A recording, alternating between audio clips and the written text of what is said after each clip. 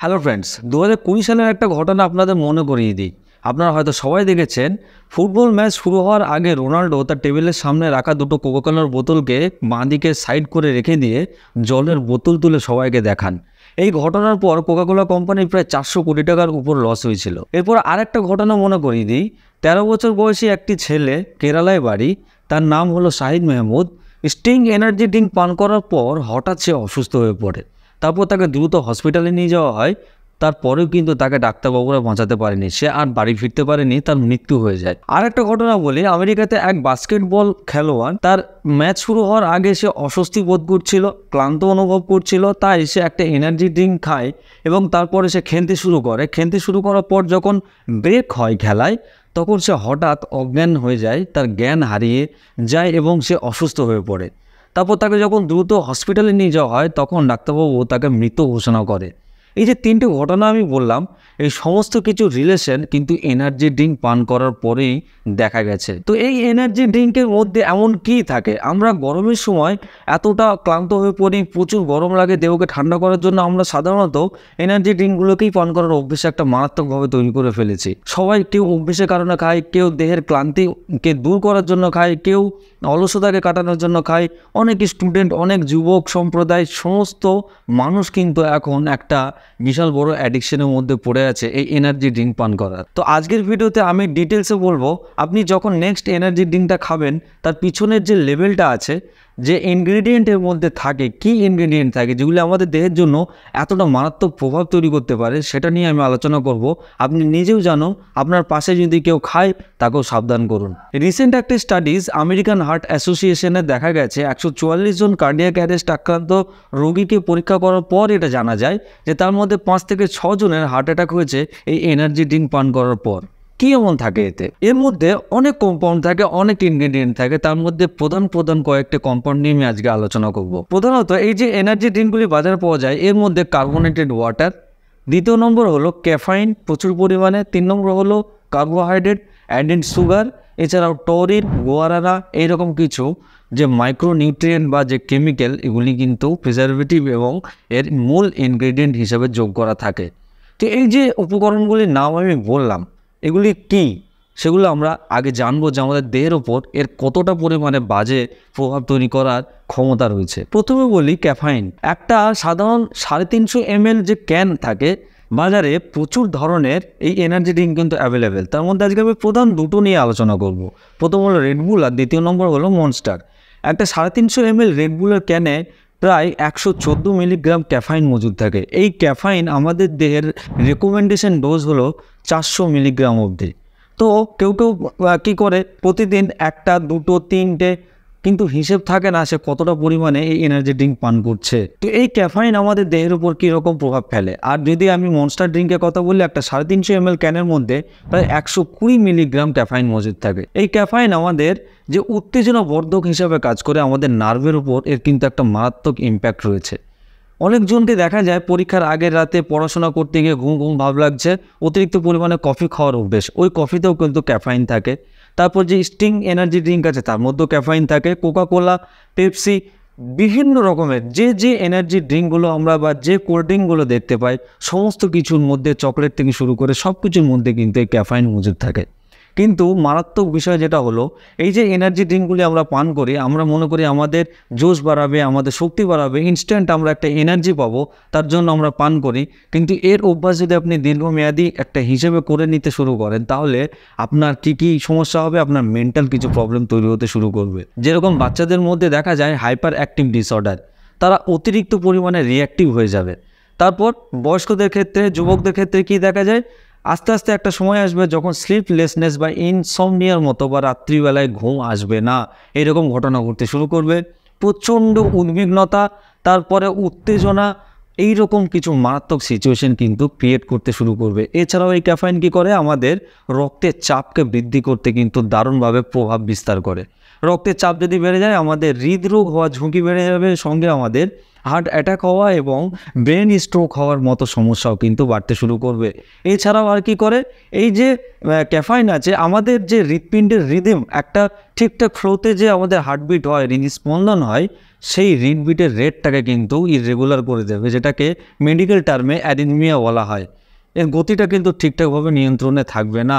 আর এটা একটা যদি দীর্ঘস্থায়ী যদি একটা সিচুয়েশন বা একটা দীর্ঘস্থায়ী দিন অবধি এটা যদি কন্টিনিউ ওয়েতে থেকে যায়, তাহলে আমাদের হার্ট অ্যাটাকের সম্ভাবনা কিন্তু অনেকটাই বেড়ে যায়। এরপরের এই এনার্জি ড্রিঙ্কের আরেকটা মারাত্মক কম্পাউন্ড, সেটা হলো সুগার। কার্বোহাইড্রেট টোটালে যা থাকে তার মধ্যে সুগার সবথেকে বেশি পরিমাণে থাকে। আমাদের ডেলি রেকমেন্ডেশন ডোজ হলো দেহের মাত্র 30 গ্রাম পার ডে। প্রতিদিন আমরা 30 গ্রাম অবধি যদি এই চিনি খাই, তাহলে আমাদের দেহের জন্য সেটা সুরক্ষিত মনে করা হয়। কিন্তু একটা 350 ml ক্যানের মধ্যে যদি রেডবুলকে ধরে আমি, তাহলে প্রায় 36 গ্রাম চিনি থাকে এর মধ্যে। আর যদি আমি মনস্টার ড্রিঙ্কের কথা ধরি, তাহলে তার মধ্যে প্রায় 39 গ্রাম এই সুগার কিন্তু মজুদ থাকে। আর এই সুগার যদি আমরা প্রতিদিন খাওয়ার অভ্যেস তৈরি করে ফেলি, তাহলে কী হবে, আমাদের দেহে অতিরিক্ত পরিমাণে ক্যালোরি কিন্তু সঞ্চয় হতে শুরু করবে। এমনিতে আমরা এক্সারসাইজ করা ছেড়ে দিয়েছি, আমরা সবসময় মোবাইলের স্ক্রিনে সময় কাটাতে শুরু করেছি, আমরা কোনো রকমের আর কিন্তু সেরকম ফিজিক্যাল অ্যাক্টিভিটি রাখছি না।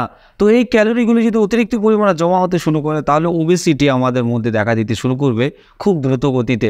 আপনার ওজন কিন্তু খুব তাড়াতাড়ি বৃদ্ধি হতে শুরু করবে। আর ওজন বৃদ্ধি হলে আমাদের দেহের অন্যান্য রোগ হওয়ার ঝুঁকি, সবথেকে বেশি ঝুঁকি বাড়ে ডায়াবেটিসের মতো সমস্যা কিন্তু তৈরি হওয়ার। তো এই ব্লাড সুগারের মাত্রা অতিরিক্ত পরিমাণে বাড়তে একটা সময় চলে আসে যখন আপনার মধ্যে ডায়াবেটিক সিনড্রোম দেখা যায়। শুধুমাত্র যে ব্লাডের সুগারের পরিমাণ বেড়ে গেল তা নয়, এছাড়াও আমাদের কিডনির উপরেও কিন্তু একটা মারাত্মক নেগেটিভ ইম্প্যাক্ট তৈরি করে। কিডনি কিন্তু তার নিজস্ব যে কার্যক্ষমতা সেটা আস্তে আস্তে হারিয়ে ফেলতে শুরু করে। তারপরেই শুরু হয় সিকেডি বা ক্রনিক কিডনি ডিজিজের মতো সমস্যা, লিভারের সমস্যা, ফ্যাটি লিভারের মতো সমস্যা, আরও মারাত্মক বিভিন্ন রকমের সমস্যা। আপনি হয়তো ভাবছেন আমি একটা এনার্জি ড্রিঙ্ক পান করলাম, আমার কোনো সমস্যা নেই, আমি ইনস্ট্যান্ট এনার্জি পাচ্ছি, কিন্তু আপনি আপনার অজান্তে আপনার দেহের উপর কিন্তু প্রতিনিয়ত করে চলেছেন অত্যাচার। আর এরপরে 3 নম্বর যে কম্পাউন্ডের কথা আমি বলবো, সেটা শুনলে আপনি আরও চমকে যাবেন, সেটা হলো সোডিয়াম। এই সোডিয়াম বা যেটাকে আমরা লবণ হিসেবে চিনি, আমরা খাবার যখন খাই সারাদিনে বিভিন্ন রকম খাবারে কিন্তু সোডিয়াম মজুদ থাকে। তো আমাদের দৈনিক চাহিদা মাত্র 2800 মিলিগ্রাম, এর বেশি আমাদের দরকার পড়ে না সোডিয়ামের। কিন্তু একটা যদি আমি রেডবুল ক্যানকে ধরি 350 ml, এর মধ্যে প্রায় 270 মিলিগ্রাম এই সোডিয়াম মজুদ থাকে। আর যদি আমি মনস্টার ড্রিঙ্কের কথা বলি, তাহলে তার মধ্যে প্রায় 298 মিলিগ্রাম সোডিয়াম মজুদ থাকে। আপনি একটা খেলেন, আপনি হয়তো ভাবছেন আমি তো একটা খাই, আমার তো সেটা 2800 মিলিগ্রামের থেকে কম, অসুবিধা কী? কিন্তু আপনি যে আর খাবারগুলো খাচ্ছেন, সেই খাবারের মধ্যে যে আপনি সোডিয়ামটা নিচ্ছেন আপনার দেহের মধ্যে, তার সঙ্গে যদি আপনি এটাকেও যোগ করেন এবং এটা যদি আপনার অভ্যেসের একটা সিচুয়েশান তৈরি হয়ে যায়, আপনি প্রতিদিন পান করছেন এরকম এনার্জি ড্রিঙ্ক, তাহলে এটা জমতে আপনার মধ্যে কী তৈরি করবে জানেন? প্রথমে হবে আপনার হাইপার টেনশন বা উচ্চ রক্তচাপের সমস্যা। তারপর কী হবে? আপনার কিডনির ওপর প্রভাব তৈরি হবে, কিডনি আস্তে আস্তে কিন্তু নষ্ট হতে শুরু করবে। এছাড়াও আপনার ব্লাড স্ট্রিমে যদি অতিরিক্ত পরিমাণে এই সোডিয়াম জমা হতে শুরু করে, তাহলে আমাদের ব্রেন স্ট্রোক হওয়ার ঝুঁকি, কার্ডিয়াক অ্যারেস্ট বা হার্ট অ্যাটাক হওয়ার সম্ভাবনা কিন্তু মারাত্মকভাবে বেড়ে যাবে। তো খুব সাবধানে এই এনার্জি ড্রিঙ্ক খাওয়ার আগে। এছাড়াও আরও অনেক রকমের ইনগ্রিডিয়েন্ট, অনেক রকমের প্রিজারভেটিভ এই এনার্জি ড্রিঙ্কগুলির মধ্যে থাকে, যার মধ্যে যেমন টরিনের কথা যদি আমি বলি, টরিনও আমাদের মধ্যে একটা নিউরোটক্সিকের মতো কাজ করে। প্রতিদিন আপনি যদি এই রকম টরিন জাতীয় এনার্জি ড্রিঙ্ক হোক বা অন্য কোনো সফট ড্রিঙ্ক হোক যদি পান করার অভ্যেস তৈরি করতে শুরু করেন, একদিন আপনি গিয়ে দেখবেন আপনার নার্ভের সমস্যা আসছে, আপনার হাত পায়ে ঝিনঝিন অবশ এইরকম মারাত্মক সমস্যা কিছু তৈরি হতে শুরু হয়েছে, আপনার প্যারালাইসিস বা প্যারালাইটিক কন্ডিশনের মধ্যে সিচুয়েশন তৈরি হতে শুরু হচ্ছে, আপনার মানসিক বিভিন্ন রকমের সমস্যা কিন্তু দেখা দিতে শুরু করছে। এরপরে আর একটা কম্পাউন্ডের কথা না বললে নয়, সেটা হলো গ্লুকুরোনোল্যাকটোন। এই যে কম্পাউন্ডটি এই এনার্জি ড্রিঙ্কগুলির মধ্যে মজুদ থাকে, এটা কি করে? আমাদের মধ্যে শক্তিবর্ধক হিসাবে কাজ করে। কিন্তু একটা জিনিসের একটা মাত্রা থাকে, সীমা ছাড়া যদি এই জিনিসটা আমাদের দেহের মধ্যে প্রবেশ করতে শুরু করে, তাহলে কিন্তু একটা নেগেটিভ ইম্প্যাক্ট তৈরি হয়। এ কী করে? আমাদের দেহের মধ্যে বিভিন্ন রকমের সাইড ইফেক্ট, তার মধ্যে সবথেকে মারাত্মক সাইড ইফেক্ট হলো আমাদের লিভারকে খারাপ করতে শুরু করে। এই লিভার যদি নষ্ট হয়ে যায়, লিভার হলো আমাদের দেহের সবথেকে বড় অঙ্গ, যে অঙ্গটি আমাদের দেহকে ডিটক্সিফাই করতে বা বিষমুক্ত করতে সাহায্য করে। লিভার নিয়ে আমি প্রচুর ভিডিও বানিয়েছি, আপনারা যদি প্রয়োজন হয় আপনি অবশ্যই দেখবেন। এছাড়াও আমাদের পেটের মধ্যে বিভিন্ন ধরনের সমস্যা কিন্তু তৈরি করতে শুরু করে।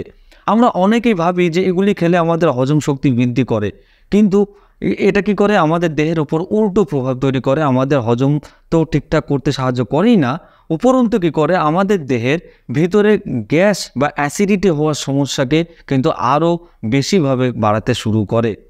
এছাড়াও শিশুদের উপরেও এই এনার্জেটিক পান করার কিছু নেগেটিভ প্রভাব দেখা যায়, যেরকম হলো অতিরিক্ত পরিমাণে এই যে চিনি জাতীয় যে এনার্জি ড্রিঙ্কগুলি বাজারে পাওয়া যায়, এগুলি পান করার পর বাচ্চাদের দাঁতের এনামেলটা ক্ষয় হতে শুরু করে, তাদের দাঁত খুব তাড়াতাড়ি নষ্ট হয়ে যায়। শুধুমাত্র যে বাচ্চাদের দাঁতই নষ্ট হয় তা নয়, এছাড়াও বয়স্কদের মধ্যেও দেখা যায় দাঁত নষ্ট হয়ে যাওয়ার ঘটনা ঘটতে শুরু করেছে অতিরিক্ত পরিমাণে এরকম Coke, energy drink, soft drink পান করার পর।